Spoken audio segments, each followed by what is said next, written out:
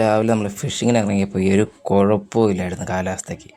നമ്മൾ സ്പോട്ടിൽ വന്ന് തീറ്റി കോർത്ത് ആദ്യത്തെ ചൂണ്ടയിട്ട് അപ്പോൾ തുടങ്ങിയ മഴയും കാറ്റും ഒരു രക്ഷയില്ല.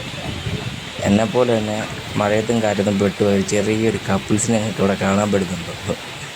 അവർക്കും ഇതുപോലെ അവസ്ഥയായിരുന്നു. നമുക്ക് അവിടുന്ന് ഒരു അടിപൊളി ചെമ്പല്ലിയും കിട്ടി കേട്ടോ.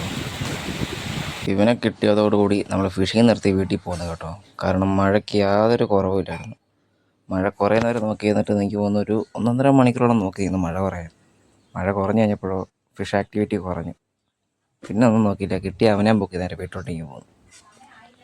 ചെറിയ ഒരെണ്ണം നോക്കി, അതിൻ്റെ വലിപ്പം എന്താണെന്നുള്ളത്. പിടിച്ച് എത്ര നേരം കരക്കിട്ടാലും ചാകാത്ത ഒരേ ഒരു മീൻ എത്ര നേരം വേണമെങ്കിലും കരക്കിടാൻ സർവൈവ് ചെയ്യും. അതാണ് ഈ മീൻ്റെ ഏറ്റവും വലിയ പ്രത്യേകതയും കേട്ടോ. ഭയങ്കരം ഒരു കഴിവാണ് ഈ മീനുകൾക്ക്. അവനെ കയ്യിലേക്ക് എടുത്തിട്ട് എൻ്റെ കയ്യിൽ തികയുന്നില്ല, അതുപോലെ വലിപ്പമാണ്. നല്ല മുള്ളും കേട്ടോ. സൂക്ഷിച്ചെടുത്തില്ലേ കയ്യിൽ മുള്ളും കയറും. 8ൻ്റെ അല്ല 16ൻ്റെ പണി കിട്ടും ഇമാതിരി വലിപ്പമുള്ള മീൻ്റെ ഈ മുള്ളൊക്കെ കയറി കഴിഞ്ഞാൽ.